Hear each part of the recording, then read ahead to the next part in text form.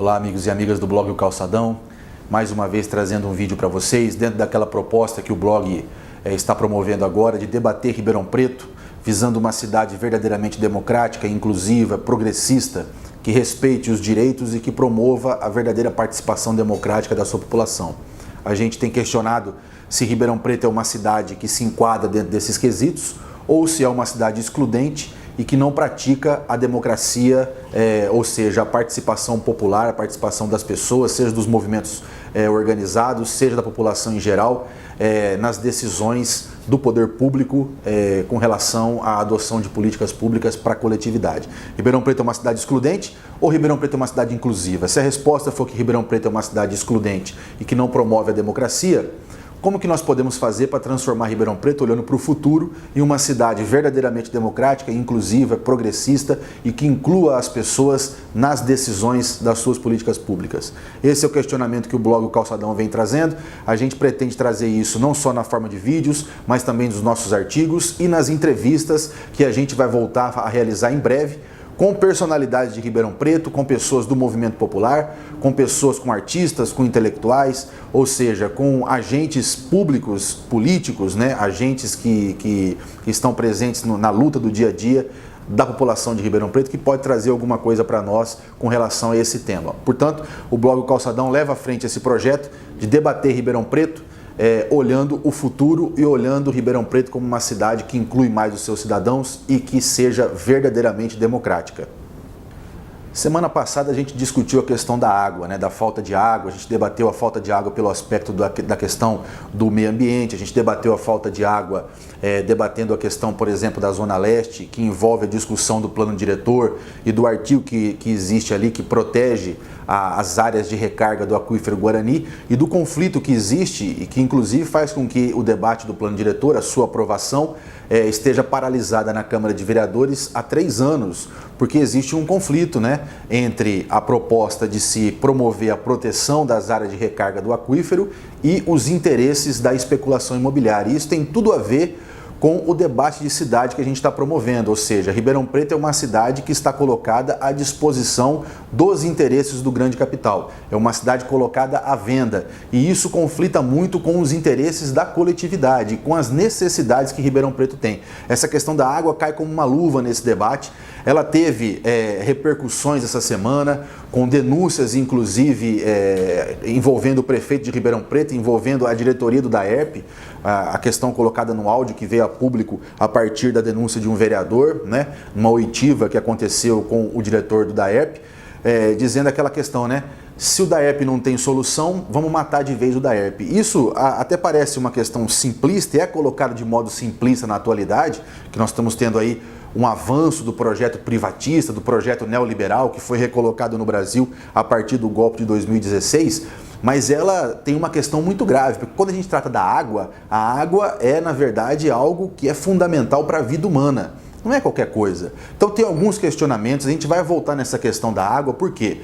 Porque privatizar o DAERP não é uma coisa simples, não é uma coisa trivial.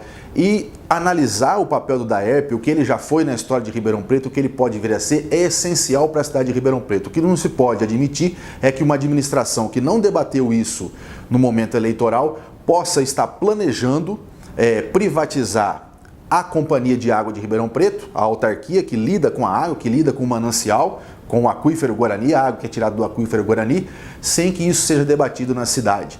E qual é o projeto que vai ser colocado? Vai ser só privatizado e entregue para a iniciativa privada? Ou seja, quanto que vai ser o custo dessa água? Quem vai poder ter acesso a essa água?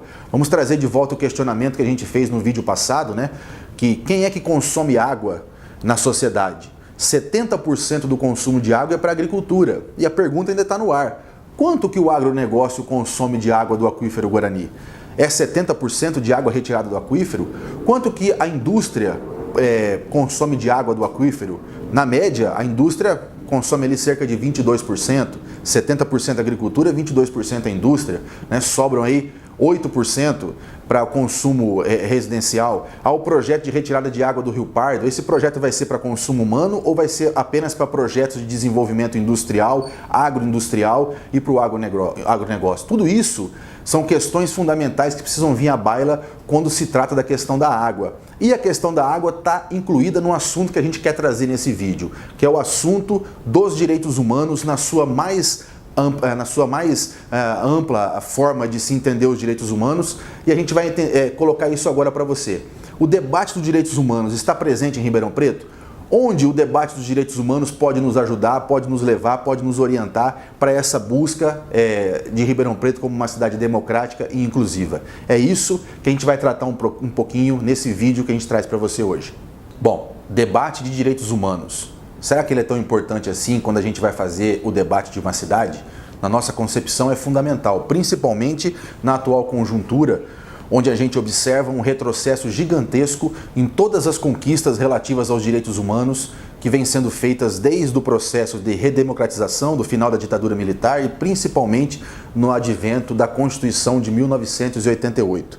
A gente tem um campo muito grande com relação aos direitos humanos. Esse debate é sempre enviesado, principalmente quando ele é feito pelo campo da direita, pelo campo reacionário, é feito com intolerância e é feito de maneira a confundir as pessoas. Direitos humanos é um campo gigantesco que envolve desde os direitos humanos chamados de primeira geração, que protege as liberdades individuais diante dos abusos e do arbítrio do Estado. Então o direito de reunião, o direito de ir e vir, a questão do habeas corpus, todas as garantias individuais estão contidas na questão dos direitos humanos chamados de primeira geração, que é um conceito que envolve a questão do princípio da liberdade. Depois vieram os direitos humanos chamados de segunda geração, né, que envolve o quesito da igualdade. São todas as políticas públicas que são destinadas a poder fazer com que o Estado, com que a sociedade seja mais igualitária e mais justa. Então tem as políticas de educação pública, de saúde pública, de aposentadoria, os direitos trabalhistas, não é? Todo um conjunto de políticas públicas que a Seguridade Social, por exemplo, que protege as pessoas e que dá garantia de uma sobrevivência com mais qualidade de vida. E os direitos humanos de terceira geração, que são conhecidos como os direitos difusos, né? Que contemplam aí principalmente a questão das minorias, que protege, por exemplo, o idoso, que protege a criança e o adolescente, que promove políticas que executam políticas de promoção da igualdade racial, né? Que executam políticas de proteção à mulher, ou seja, todo um conjunto de proteção aos idosos, todo um conjunto de direitos difusos que pretendem ampliar ainda mais a questão dos direitos humanos. Se a gente perceber o que está acontecendo hoje, principalmente desde o golpe de 2016, você tem um conjunto de retrocessos que abrange todas essas questões de direitos humanos. Desde a reaplicação do neoliberalismo, que impacta diretamente na questão social, na retirada de direitos e no empobrecimento da população, até mesmo a ameaça aos direitos humanos de primeira geração, que são as liberdades individuais. Muitas vezes, a população mal informada fica feliz quando, por exemplo, a Operação Lava Jato, que notadamente está colocada na mídia hegemônica, quando pretende passar para a população uma narrativa de que está prendendo poderosos, né, mexendo com poderosos, quando na verdade é uma operação seletiva que não está prendendo poderosos, está prendendo apenas uma parte do espectro político, porque tem um caráter político também, conjuntamente com os interesses da mídia, enquanto que um outro campo da política, corrupto, né, inclusive que está no poder, é absolutamente protegido e não em momento algum, ameaçado ou incomodado por qualquer operação de combate à corrupção. Então nós temos uma ameaça aos direitos humanos de primeira ordem, de primeira geração, aos direitos humanos de segunda geração e aos direitos humanos de terceira geração. Haja visto, por exemplo, o movimento LGBT, o movimento de mulheres, o Estatuto do Idoso, o Estatuto da Igualdade Racial, o Estatuto da Criança e do Adolescente, todos eles ameaçados por essa onda reacionária e retrógrada que tomou conta do Brasil de 2016 para cá. Quando a gente traz o debate de direitos humanos com essa perspectiva, com essa abrangência, inclusive resgatando o aspecto histórico dos direitos humanos, a gente faz o debate correto. A gente faz o debate dentro do campo correto que tem que ser feito. E tem tudo a ver, por exemplo, com o processo de democratização e inclusão da cidade. A cidade deixar de ser, na verdade, um campo de desenvolvimento e de poder e de domínio do capital, para ser um lugar de troca de informações democrático e inclusivo. Lutar pelos direitos humanos é lutar pela democratização da cidade. E aí, esse assunto não vai ser esgotado em apenas um vídeo, a gente vai trazer isso em vários vídeos, artigos e entrevistas, esse é o nosso propósito.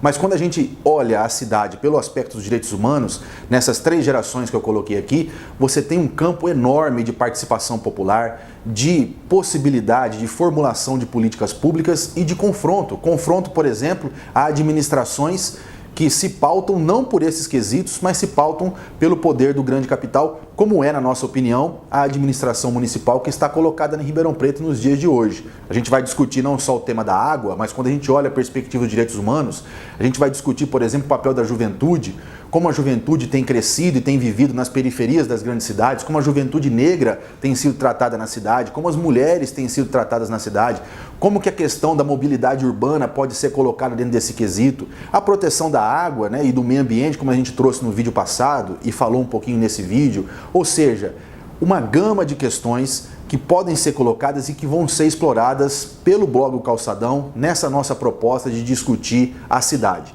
E a gente vai fazer isso sob o aspecto de direitos humanos porque a gente entende que esse viés dos direitos humanos abrange todas as questões importantes de uma sociedade e ela vai ser a pauta colocada daqui para frente. Porque todas as vezes que uma força reacionária, que uma força intolerante, que um golpe é colocado e coloca, por exemplo, como tem colocado este golpe de 2016, que ainda está em andamento, tem colocado a própria democracia em xeque, né? Haja visto que existe a possibilidade até de um golpe dentro do golpe, não se sabe o que vai acontecer em 2018, ou seja, em todo esse contexto que acaba impactando fortemente, principalmente as classes populares e trabalhadoras, e a juventude, os idosos e as mulheres, precisam ser debatidos. E o aspecto de direitos humanos, a gente pensa no blog Calçadão, vai pautar todos os debates daqui para frente, porque a nossa luta maior é para defender a democracia e defender os preceitos que existem na Constituição de 88, que não nasceram só ali em 88, são frutos de uma luta histórica, inclusive envolvendo toda a questão da América Latina, se a gente pensar que a nossa Constituição, principalmente nos seus preceitos que protegem os direitos humanos, tem uma grande inspiração no Pacto de São José da Costa Rica. Portanto, são todos esses assuntos que vão estar em baila e a gente vai trazer isso aqui nos próximos vídeos, discutindo todos os aspectos dos direitos humanos dentro do conceito da democratização da cidade. É isso aí, a gente volta semana que vem com mais um vídeo para você dentro desse tema, tá bom? Grande abraço e até a próxima. Toma uma água.